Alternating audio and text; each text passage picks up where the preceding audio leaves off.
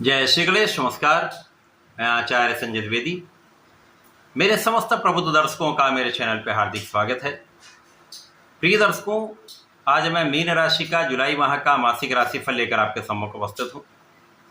जुलाई माह में जो ग्रहों की स्थितियाँ बन रही हैं या जो ग्रहों के परिवर्तन होंगे, इस माह में आपको कितना लाभ देने जा रहे हैं, आपके स्वास्थ्य में, आपके शिक्षा के क्षेत्र में, आपके भाग्य के क्षेत्र में, आपके कार्य क्षेत्र में कितनी प्रगति होगी, वैवाहिक संबंध तथा यहाँ पर आपके संतान के साथ किस प्रकार की प्रबलता आ रही है, संतान का कितना सुख प्राप्त होगा, कार्य क्षेत्र में कितना लाभ मिलेगा, धन का कितना आप लाभ लेने वाले हैं, सुखों का कितना उपयोग उपभोग आप करने वाले हैं, अथवा कहीं पर कोई समस्या या अवरोध है तो उसका क्या निराकरण। संपूर्ण विश्लेषण मैं पूर्ण तर्क के साथ करने जा। प्रिय दर्शकों, इस राशिफल को आप अपने लग्न तथा राशि दोनों के अनुसार देख सकते हैं। मीन राशि के लिए लग्न में ही शनिदेव का गोचर चल रहा है। आपके तृतीय भाव में शुक्राचार्य होंगे, चतुर्थ भाव में सूर्य के साथ गुरु का महायोग बना हुआ है, पंचम भाव में बुध का गोचर चल रहा है, षष्ठम भाव में मंगल के साथ केतु का युति प्रभाव चल रहा है, आपके द्वादश भाव में राहु का गोचर चल रहा है।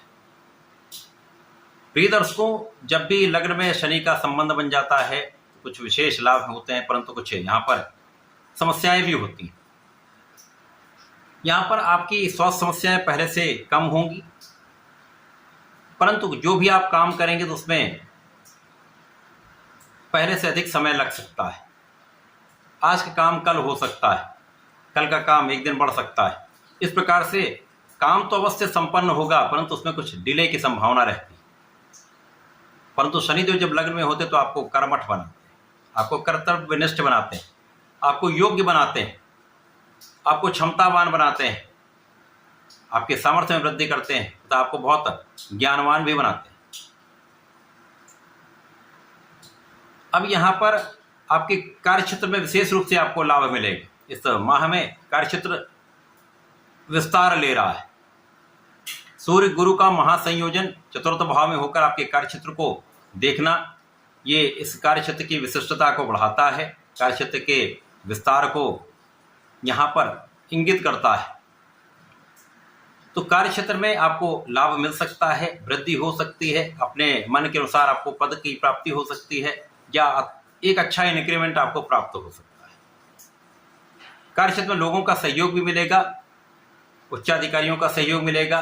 व्यापारिक क्षेत्र में जिनके साथ आप व्यापार करते हैं, आप कार्य करते हैं, उनका पूर्ण सहयोग प्राप्त होने वाला है था। आपके प्रोफेशन में विशेष रूप से वृद्धि के अवसर मिलेंगे, नए कॉन्ट्रैक्ट प्राप्त हो सकते हैं। यहाँ पर आपकी संपूर्ण सुरक्षा भी हो रही है, यहाँ पर आपके विशेष ज्ञान में वृद्धि हो रही है। इसके साथ ही साथ इस माह में आपका शिक्षा का भाव अत्यंत प्रबल रहने वाला है, आपका बुद्धि बल श्रेष्ठ रहने वाला है, आपके अंदर धैर्य अच्छा रहने वाला है, आप बहुत विवेकशील रहने वाले। तो जो विद्यार्थीगण हैं उनके लिए बहुत अच्छा समय है। यदि आप अपना संपूर्ण प्रयास सही दिशा में करते रहते हैं तो इस समय परिणाम बहुत अच्छा प्राप्त होगा। संतान पक्ष बलवान होगा, संतान सुख आपको प्राप्त होगा तथा जीवन साथी के साथ भी बहुत अच्छा सामंजस्य रहने वाला है। आपसी प्रेम में वृद्धि होगी तथा साझेदारी में एक अच्छा लाभ आप ले सकते हैं।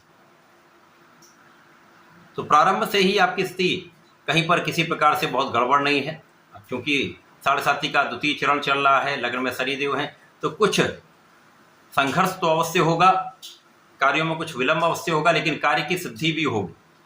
यहाँ पर जो संपूर्ण रूप से समस्या का कारण 12वें भाव में राहु का होना है। बिना कारण के विवाद हो सकते हैं, बिना कारण की यात्राएं हो सकती हैं, बिना कारण के व्यय हो सकते हैं। अनवांटेड एक्सपेंसेस से आपको बचना चाहिए, ये आपके लिए समस्या का कारण बन सकते हैं। सोच विचार कर बात करें, विचारशील होकर व्यवहार करें तो आपके लिए किसी प्रकार की बड़ी समस्या नहीं होगी। यदि आपने कहीं पर भी तनाव लिया या बिना विचारे बोला तो कहीं ना कहीं पछताना पड़ सकता है। यहाँ पर राहु का प्रभाव आपके सुखों के होते हुए आपको सुखों का उतना उपभोग नहीं करने देता। परिवार के साथ कहीं ना कहीं कुछ क्लेश की संभावना अथवा परिवार से कुछ दूरी की संभावना यहाँ पर रहती है। माता के स्वास्थ्य में समस्या रहती है, तो सुखों के होते हुए भी आप उसका संपूर्ण उपयोग उपभोग नहीं कर पाते। इस समय में बिना कारण से शत्रु बनेंगे, अनावश्यक तनाव बढ़ाने वाले लोग होंगे, बैक बिटिंग करने वाले लोग होंगे। तो इस प्रकार से जो कहीं ना कहीं कोई ना कोई तनाव आपके लिए बनाए रखेंगे। अब मंगल का भी षष्ठम भाव में गोचर है, तो इस समय यदि किसी प्रकार के आप विवाद में पड़े तो ये कानूनी समस्याओं में फंसाने वाला होगा, धन का व्यय भी कराने वाला होगा, आपके तनाव में भी वृद्धि करने वाला होगा। इस समय आपके ऋण बढ़ सकते हैं, अतः बहुत ध्यानपूर्वक इस समय आपको चलना चाहिए। इस पूरे समय में शुक्राचार्य का गोचर 3rd हाउस में है। शनिदेव का प्रभाव भी पहली दृष्टि का तीसरे भाव पर है, शुक्राचार्य पर है।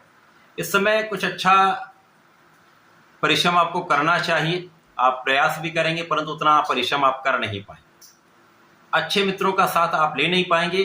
कुछ अनावश्यक मित्र आपके साथ जुड़ सकते हैं जिनसे दूरी बनाना अत्यंत आवश्यक होगा, जो आपको दिग्भ्रमित कर सकते हैं। तो ऐसे मित्रों से दूरी बनाना अत्यंत आवश्यक है। परंतु इस पूरे माह में सर्वाधिक बलवान भाव आपका लग्न का भाव है तथा आपके कार्यक्षेत्र का भाव। शनिदेव यहाँ पर लग्न में ही वक्री अवस्था में आ जाएंगे, तो कहीं कुछ राहु पर भी अंकुश लगेगा, कुछ समस्याओं का निस्तारण भी होगा तथा इस समय में आपके व्यवहारिकता में कुछ परिवर्तन आ जाएगा। आप प्रैक्टिकल हो जाएंगे, सोच विचार कर कार्य करेंगे तथा आपको सोच विचार कर कार्य करना भी चाहिए। नवंबर माह तक शनिदेव यहाँ पर वक्री अवस्था में रहेंगे, जो आपके लग्न को प्रबलता देंगे तथा आपकी लाभ की मात्रा को बढ़ाने वाले इनकम का भाव यहाँ पर बलवान हो जाए। जब सूर्यदेव पंचम भाव में जाएंगे तो पंचम भाव में प्रबल बुधादित्य योग बन जाएगा, जो निश्चित रूप से संतान पक्ष बलवान करेगा, संतान सुख देगा तथा शिक्षा प्रतियोगिता में आपको सफलता प्रदान करेगा। तो एक अच्छा योग बनने वाला है। अब यहाँ यदि हम देखें तो आप अपने ऋण से मुक्त भी हो सकते हैं। इस समय में कुछ ऐसा प्रभाव प्राप्त होगा, कुछ ऐसे लाभ होंगे जब आपके ऋण चुकाने का भाव प्रबल हो जाएगा, आप इसको ऋण से मुक्त हो जाए। जब बुध वक्री होकर इसी भाव में गोचर करेंगे तो बुध ज्ञान के स्वामी है, बुद्धि के स्वामी है, वाणी के स्वामी है, तो ये भाव अत्यंत प्रबल रहने वाला है। यदि आप अपने वाणी का सही उपयोग सही दिशा में कर लेते हैं, बुद्धि का प्रभाव अत्यंत तीक्ष्ण है, अतः पूर्ण एनालिसिस करके यदि आप कुछ भी कार्य करेंगे तो सफलता अवश्य मिलेगी। इसी प्रकार से जब शुक्राचार्य का राशि परिवर्तन 4th भाव में हो जाएगा तो महाप्रबल स्थिति बनेगी, तब आपका सुख बढ़ेगा, धन संपदा का भाव प्रबल हो जाएगा, आप सुखों का उपभोग भी कर पाएंगे, माता के सुखों में भी वृद्धि होगी, यहाँ पर लोगों के बीच में आपका प्रभाव बढ़ जाएगा, आपके मान सम्मान में वृद्धि होगी, तो व्यापारिक भाव अत्यंत प्रबल हो जाएगा, आपके प्रोफेशन में नए अवसर आपको प्राप्त होंगे, कार्य क्षेत्र में विशिष्टता आ जाए। जब मंगल राशि परिवर्तन करके 7वें भाव में जाएंगे तो यहाँ पर राहु से के दृष्टि प्रभाव से ये मुक्त होकर आपके लग्न को प्रबलता देंगे और शनि और मंगल का सीधा प्रभाव प्राप्त हो जाएगा। तो यहाँ पर आप बहुत टेक्निकल, बहुत प्रैक्टिकल हो जाए। ऊर्जा का श्रेष्ठ प्रभाव आपको प्राप्त होगा। शनि और मंगल का जब भी प्रभाव होता तो व्यक्ति ऊर्जा का सही दिशा में उपयोग करता है। तो आप अपनी ऊर्जा का सही उपयोग जब करेंगे तो आपके समस्त क्षेत्रों में आपको सफलता भी मिलेगी, परंतु अहंकार तथा क्रोध से आपको बचना चाहिए। इस माह का संपूर्ण उपयोग करने के लिए तथा बचाव के लिए आपको भगवान भोलेनाथ की आराधना करनी चाहिए। नमः शिवाय पंचाक्षर मंत्र का 108 बार नित्य पाठ करें, जप करें। शिव श्रोतम का पाठ करें तो विशेष लाभ मिलेगा। तथा इस माह में यदि शिव जी पर जला चढ़ाकर प्रत्येक गुरुवार को यदि आप लाल चंदन का अर्पण करते हैं, पीले पुष्प का अर्पण करते तथा बेलपत्र का अर्पण करते तो विशेष लाभ आपको प्राप्त होते हैं। इस समय का संपूर्ण उपयोग आप कर पाएं, तो ऐसा करके इसका लाभ लें। धन्यवाद, नमस्कार।